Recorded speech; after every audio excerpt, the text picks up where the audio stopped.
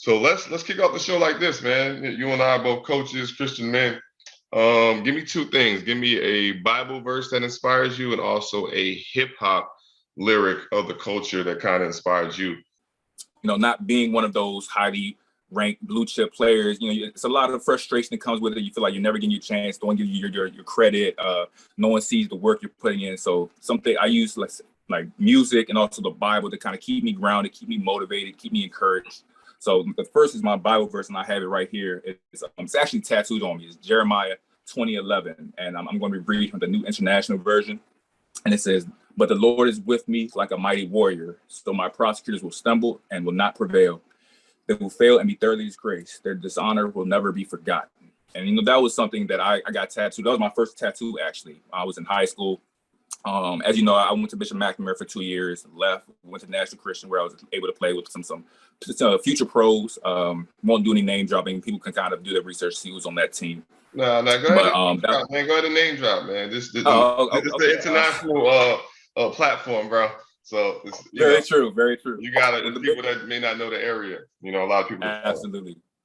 The first probably being Kevin Durant. Won't go into too much detail about him. You guys know about him.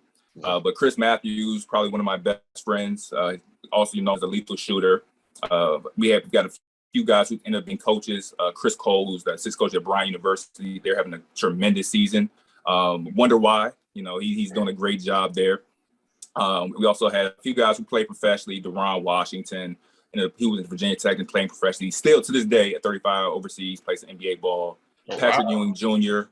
And then and Jesse Sapp, who went to Georgetown as well, played professionally, and he's actually transitioned to mentoring in music. He manages the rapper Dave East.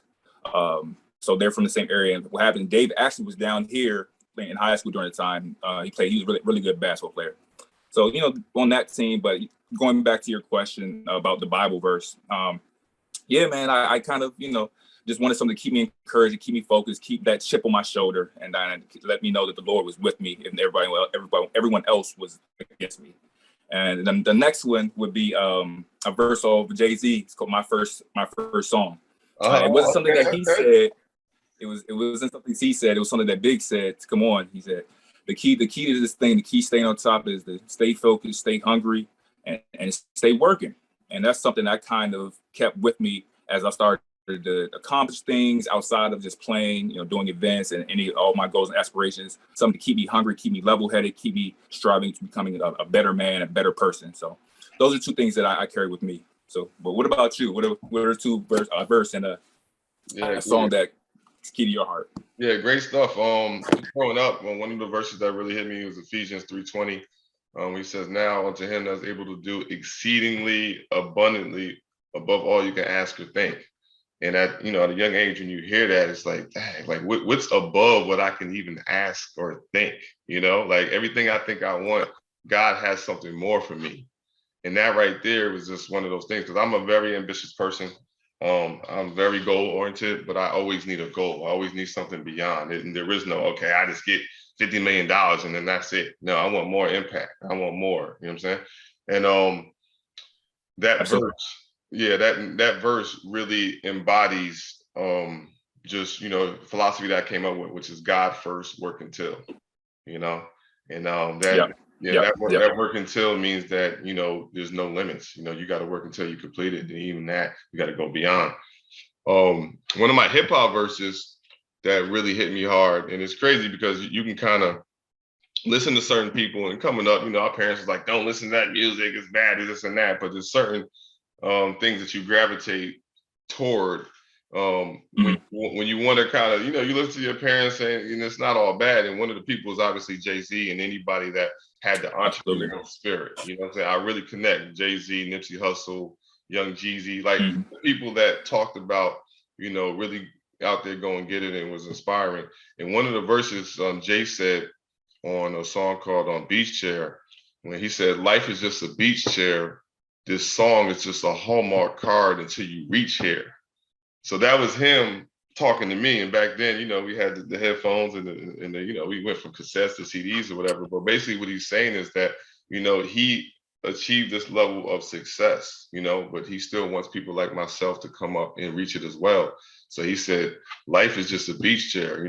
That's when the beach chair represents what people think, when you made it, But he was like, this song is just a Hallmark card until you reach here, that you can do it too, And that's funny that you say that. It kind of leads me to one thing I always want to ask you is like, you've been very successful. And we kind of talked about this off air about, planning to be successful and having goals outside of just, playing the sport. I just like, what are some things, that you did that prepared you to do everything you're doing now? Because, like you said, it wasn't something you just woke up and, I'm going to do this. It had to be like a methodical plan and strategy. And of course, things change over time, but you had an idea of what you wanted to do and where you wanted to be. Yeah, I think the game of basketball taught me so much. I think that in order to really be successful at a high level, to me, success is consistency. It's not just doing one thing one time. It's not just, you average 30 on your AAU team, but you average 8 on your high school team. You know what I'm saying? There's obviously something right. You're not doing over here. There's something that has to be consistent. And one of the things in basketball, to me, that makes someone consistent is the ability to research and study and plan. All right.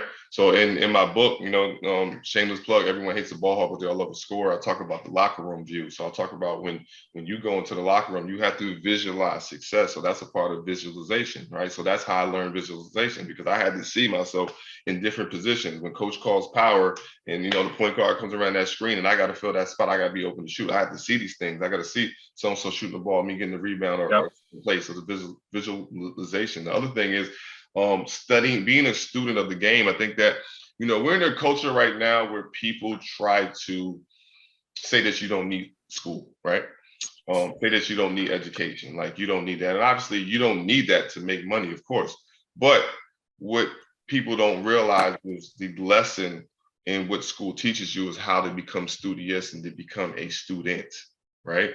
Once you become a student, and it's funny because a lot of people that don't go to school, whatever, they'll be teaching stuff, like they had to become a student of something, get the information in order to teach it to you. And now you become the student. So for me, being a student of the game of basketball meant those hundreds of tapes right now that I still got them to this day. My wife wants me to throw them out because like, what are these tapes doing here of Michael Jordan and his playoff games and his regular games and me studying his footwork and studying, where he's pulling up from, his mid-range shot, that translates into life now. Because with me, if I see anything, I can duplicate it. You can show me a TV show right now. I can take that TV show, break it down, and then produce it for you, Yeah, like not too long ago, a buddy of mine, Stephen Bardolph, former NBA player, flying Illini. He came to me. He's like, "Coach, I see what you're doing. You're doing a great job branding yourself. You have a business, around basketball. It's not just, training. What I'm saying? Obviously, you have sports equipment, ball, gloves, all that." He was like, I'm into sports broadcasting. I'm in a box. What can I do to brand myself? And I was like, I don't know. So you live in Chicago. What's Chicago known for? It's known for food and gangsters. You're not a gangster. So let's do a food show. It was just that simple. Right. But being a student and that was a good show too. I used to tune in. I used to tune in. That was a good one. I appreciate it. Being a student of the game, I was able to research the industry and get certain information, and bam, now I was a television producer of a webisode. What I'm saying, that did pretty well, over 100,000 views in its first episode. So.